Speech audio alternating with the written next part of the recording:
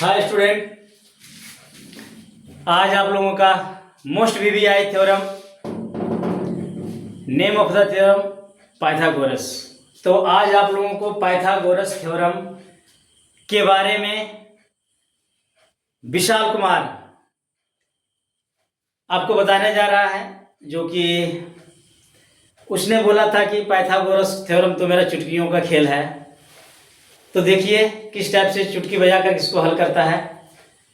तो आज आपका मोस्ट वीवीआई थ्योरम जो कि है board exam, Bihar board exam 2026 के लिए बहुत ही ज़्यादा ज़रूरी है।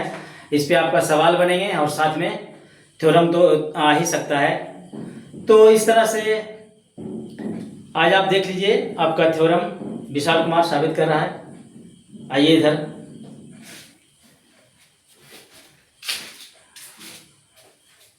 Hello students, hi guys. Students बोलिएगा तो बोलिए फ्रेंड्स। तो बोलिए Vishal Kumar, what are you feeling? This is your first class. कैसा आप अनुभव कर रहे हैं? अच्छा कर रहे हैं सर। चलिए साबित कीजिए, एकदम बिंदास कीजिए, कोई दिक्कत नहीं है।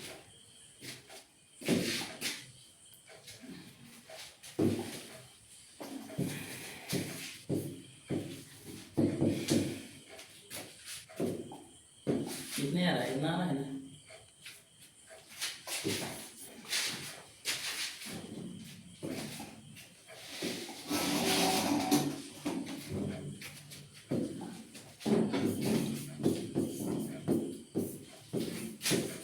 बिना फिगरे बनाते हैं सर।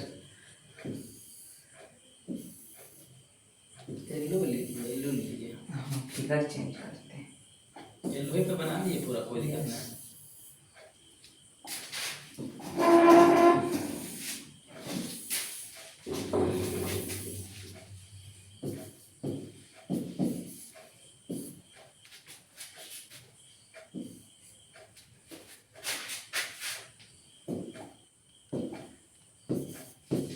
दिखवे करता है कम, वो कम दिखता है। या तो आप व्हाइट उसको लीजिए या तो अथी लीजिए, कलर उसको बदलिए फटाफट, ऐसे देर नहीं कीजिए। हाँ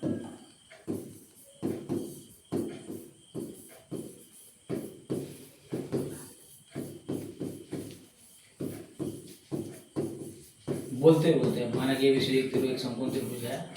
माना कि अब इसे एक समकोण त्रिभुज है,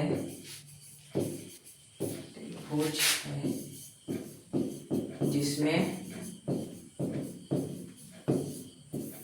एंगल बी 90 डिग्री के बराबर है। तो सिद्ध करना है कि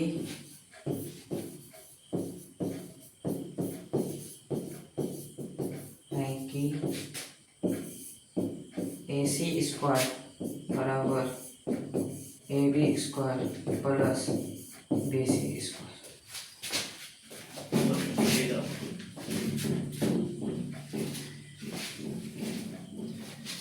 देखिए तो कह रहा है कि किसी समकोण त्रिभुज, इन्होंने एक समकोण त्रिभुज लिया ABC, ठीक है। उसमें कह रहा है कि कर्ण का वर्ग, अब 90 डिग्री का जो सामने वाली भुजा होता है इसी को कहते हैं कर्ण। आप लोग ध्यान में रखिएगा कि कर्ण कहाँ खोजना है, तो कहीं खोजना नहीं है। जिस कोण का माप 90 डिग्री रहेगा उसके सामने वाली भुजा को आप कर्ण कहिए और वही कर्ण होता है। तो कर्ण का जो वर्ग है, कर्ण का जो वर्ग है अन्य दो भुजाओं के वर्गों के योग के बराबर। अन्य दो भुजा कौन बचा? ये वाला और ये वाला। तो ये दोनों भुजा के वर्गों के योगफल के बराबर होते हैं।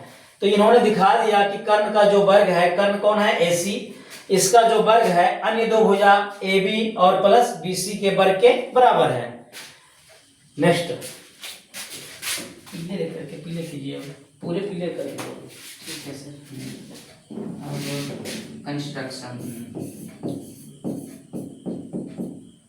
कंस्ट्रक्शन में B से लंब डाले ये AC पे। तो कंस्ट्रक्शन में लिखेंगे BD लंब या परपेंडिकुलर AC डाला। कंस्ट्रक्शन होने के बाद अब प्रूफ प्रमाण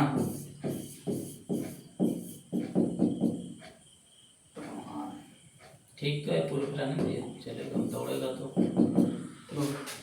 अब ये छोटे से पहले तो छोटा त्रिभुज ABD और पूरे त्रिभुज ABC को समरूप करेंगे, इसलिए त्रिभुज ABD तथा त्रिभुज ABC में, अब दोनों त्रिभुज में सबसे पहले तो एंगल A दोनों त्रिभुज में है, इसलिए एंगल A बराबर एंगल A ये कॉमन आ जाता है, कॉमन। अब इस त्रिभुज में ABD में एंगल 90 डिग्री यानी समकोण ये वाला है, और पूरे त्रिभुज में ABC में ये वाला है, तो इस त्रिभुज में हम लिखेंगे angle 90 degree, angle ADB, angle ADB ये बराबर होगा इस त्रिभुज के बड़े से त्रिभुज के एंगल 90 डिग्री यानी कि इसके बराबर, तो इसका हो जाएगा नाम ABC, एंगल ABC ये बराबर हो जाएगा 90 डिग्री के। इसलिए अब आप लोग समरूपता पढ़े होंगे तो AA समरूपता, दो कोण समरूप हो जाए तो तीसरा ऑटोमेटिक समरूप हो जाता है, इसलिए AA समरूपता से दोनों त्रिभुज समरूप हो गए। ट्रायंगल ऊपर कर लीजिए, थोड़ा सा ऊपर कीजिए, हाँ पंजवा से, हाँ थोड़ा सा ऊपर कीजिए, थोड़ा सा ऊपर कीजिए, हाँ चलिए और कीजिए ऊपर थोड़ा सा, हाँ लीजिए ना, कोई दिक्कत नहीं है, समझा रहे हैं, सोचना क्या है, हाँ कीजिए, इतना सोचना कुछ ही है। त्रिभुज ABD समरूप त्रिभुज ABC। अब जब ये दोनों त्रिभुज समरूप हो गए तो दो समरूप त्रिभुजों के भुजाएं आपस में समानुपाती होती है, इसलिए इस छोटे त्रिभुज ABD में हम ये वाला भुजा लेंगे AD। तो जब छोटे त्रिभुज का हमने AD लिया तो बड़े त्रिभुज का हम AB लेंगे, ये बराबर होगा वापस से इस त्रिभुज का इस बार हम लोग कर्ण लेंगे, तो समकोण के सामने वाली भुजा कर्ण होती है, तो इस ABD में ये जो समकोण है इसके सामने वाला कर्ण होगा, तो उस छोटे त्रिभुज का कर्ण AB और ये बड़े त्रिभुज का है 90 डिग्री, इसके सामने वाला कर्ण AC। अब क्रॉस मल्टीप्लिकेशन कर लेंगे, AB गुना AB स्क्वायर बराबर, ये तो AD गुना AC, इसको मानते समीकरण फर्स्ट। नेक्स्ट पे जाइए, फिर यहाँ बना लीजिए, फिगर बना लेते हैं।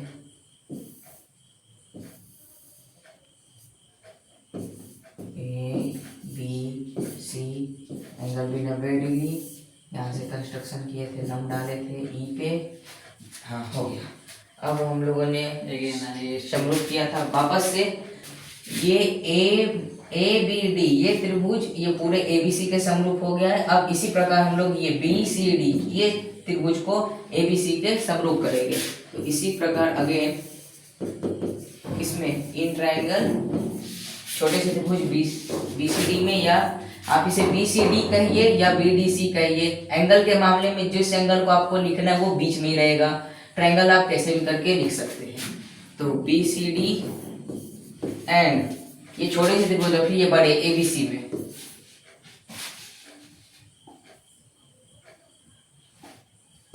Triangle ABC। अब इन दोनों त्रिभुज में भी वही हाल होगा, ये त्रिभुज BCD में, BCD का आधार, BCD में तो ये C कॉमन है और ABC में भी ये C कॉमन है, तो एंगल C बराबर एंगल C, ये पिछले बार हमने एंगल A को कॉमन किया था, इस बार हम लोग C को करेंगे।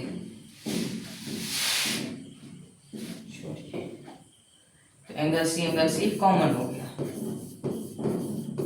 अब जब ये कॉमन हो गया, अब दोनों में समकोण की बात करते हैं, तो इस BCD में समकोण का एंगल ये वाला है, ये डी वाला, तो इस तरफ, तो इस एंगल का नाम हो जाएगा बी डी सी या सी डी बी, कुछ भी लिखते हैं। तो हम लोग लिखते हैं बी डी सी, और ये बड़े त्रिभुज में तो ऑलवेज यही रहेगा, तो इसका नाम हो जाएगा ए बी सी या सी बी ए, तो हम लोग ए बी सी लिखते हैं, ABC। ये हो जाएगा किसके 90 डिग्री के बराबर। अब फिर से यही दोनों, अब दो कोण समरूप, दो कोण समान हो गए हैं, तो तीसरा ऑटोमेटिक समान हो जाएगा, तो ये हो जाएगा आपका, इसलिए ए समरूपता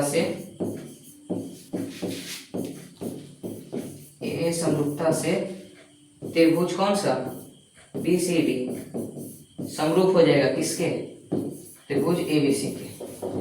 अब जब ये त्रिभुज ये बड़े वाले के त्रिभुज के समरूप हो गया, तो दो समरूप त्रिभुज के भुजाएं आपस में समानुपाती होते हैं, ये आप लोग पढ़े होंगे, समरूपता में आता है, तो इसलिए इधर भी मुंह करके कवर बोले तब ना समझेगा। बी सी डी में हम सबसे पहले इस भुजा को लेते हैं सी डी, और फिर बड़े त्रिभुज में इस भुजा को लेंगे बी सी। अब इस छोटे से त्रिभुज का कर्ण लेंगे, तो आपको पता ही है, अभी सर ने बोला था कि कर्ण हो जाएगा, कर्ण वैसे हो जाए जो समकोण के जस्ट सामने की भुजा को, यानी कि ये इसका कर्ण हो गया BC, और इस बड़े से त्रिभुज के सामने वाले भुजा तो ये AC है, तो AC यहाँ से यहाँ तक आपका कर्ण हो जाएगा इस बड़े से त्रिभुज के लिए AC।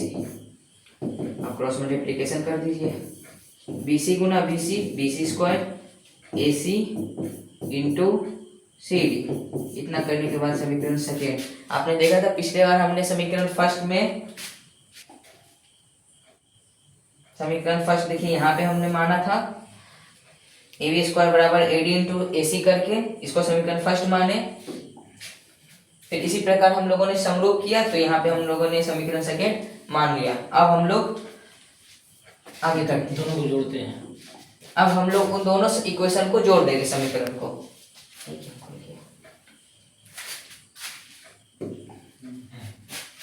अब हम लोग दोनों समीकरण को जोड़ते हैं, तो लिखेंगे समीकरण फर्स्ट और सेकेंड को जोड़ने पर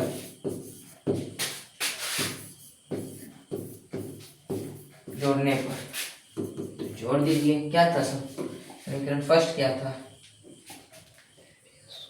फर्स्ट था AB स्क्वायर बराबर AD इंटू AC। ये क्या करते हैं, हाँ, AB स्क्वायर बराबर AD इंटू AC। फर्स्ट था AB स्क्वायर, अब ये AB स्क्वायर इंक में है, उसे भी क्लिक किया ना जाएगा, वो उसे भी कीजिए ना। हाँ। तो समीकरण फर्स्ट और सेकंड जोड़ने के लिए सबसे पहले LHS की तरफ जो रहेगा वो LHS के साथ जुटेगा, और RHS की तरफ ये रहेगा जो RHS के साथ जुटेगा। तो ये LHS BC जुड़ जाएगा AB स्क्वायर के साथ, और ये AC इंटू CD जुड़ जाएगा RHS के तरफ समीकरण फर्स्ट वाले का। तो AB square plus BC square, AB square plus BC square बराबर, यहाँ पे भी बना ही देते दोनों, हाँ बना दीजिए, यहाँ पे फिगर, और दोनों इक्वेशन भी बगल में लिख दीजिए। Yes sir. कैसे कैसे हुआ है, ABC 90 डिग्री D यहाँ पे बगल में नीचे लिखिए दोनों इक्वेशन। यहाँ पे इक्वेशन लिखते हैं, AB एक तो हाँ नहीं इधर सड़क लिखे, हाँ ए लिख लीजिए, ठीक है। AB square AD multiply AB square बराबर AD इंटू AC। समीकरण फर्स्ट। अब सेकंड में BC स्क्वायर बराबर DC इंटू AC। ये हो गया समीकरण फर्स्ट। समझाइए यहाँ पे, समझा दीजिए। अब समीकरण फर्स्ट और सेकंड को हम लोग जोड़ रहे हैं, तो जोड़ने पर ये वाला हिस्सा बराबर के लेफ्ट साइड का हिस्सा जिसे हम लोग LHS बोलते हैं, वो LHS के साथ ही जुटेगा। ये वाला बराबर के लेफ्ट वाला भाग लेफ्ट वाले भाग के साथ जुटेगा, और बराबर के राइट वाला यानी जिसे हम लोग RHS बोलते हैं वो दूसरे समीकरण के RHS के साथ जुड़ता है। तो हमने LHS वाला तो जोड़ दिया, RHS लिखते हैं। तो RHS क्या है, पहला AD इंटू AC, इसको जोड़ेंगे, फिर इसका सेकेंड का RHS लीजिए DC इंटू AC।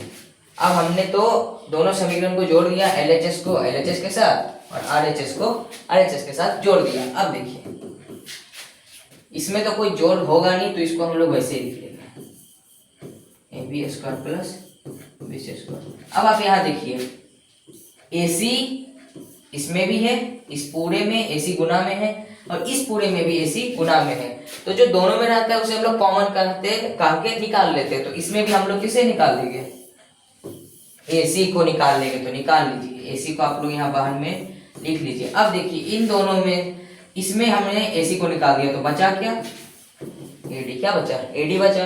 अब यहाँ बीच में क्या है, प्लस, तो हम लोग प्लस लिखेंगे। अब इसमें से भी हमने AC निकाल दिया तो यहाँ क्या बचा, DC बचा। अब उधर कुछ नहीं तो ब्रैकेट बंद कर दीजिए। ये एक सेकेंड रहने देते इसको। तो अब इधर वाला तो कुछ जुटेगा नहीं, तो इसको आपको वैसे ही लिखते जाना है, AB square plus BC square बराबर। अब यहाँ पे क्या है, AC, बीच में कुछ नहीं है तो गुना। अब देखिए AD कहाँ से आता है, यहाँ से लेकर के यहाँ तक, यहाँ से लेकर के क्या आता है, AD आता है। अब यहाँ पे कौन है, DC को भी, ठीक है ये DC भी यहाँ से यहाँ तक आता है। तो फिर अगर हम कहें ये 5 हो गया और ये 10 हो गया, AD 5 है और CD 10 है, तो अगर मैं पूछूं AC कितना होगा, तो आप दोनों को जोड़ देंगे, जोड़ करके 15 आएगा। उसी प्रकार AD और DC को जोड़ देंगे तो यहाँ से यहाँ तक क्या आ जाएगा, AC। तो यहाँ पे इसके बदले में क्या लिख देंगे हम लोग, AC लिख देंगे। अब इधर जो बचा था उसको वापस रिपीट कीजिए, लिख दीजिए। लिखने के बाद अब AC into AC, x into x square, उसी प्रकार AC into AC AC square, ये हो गया आपका, एक सेकेंड, ठीक है हमारी प्रूफ ठीक है, बिल्कुल ठीक। ये आपका हो गया प्रूव्ड, आपका थेल्स पर में साबित हो गया। देखिए ये वाला जो हमने लिखा है यहाँ पे AC स्क्वायर बराबर AB square plus BC square, ये मिलता है कि नहीं, जो हम लोगों ने शुरू में लिखा था, शुरू में है क्या। देखिए हम लोगों ने क्या सिद्ध करने को कहा था, AC स्क्वायर बराबर AB square plus BC square. तो देखिए ये एकदम वही है जो हम लोगों ने वहां पे साबित किया था। तो हमारा ये पाइथागोरस थ्योरम मोस्ट VVI है, जैसा सर ने कहा था। तो हमारा पाइथागोरस थ्योरम साबित हो चुका है। एक इसका विलोम है, वो बाद में करेंगे। धन्यवाद।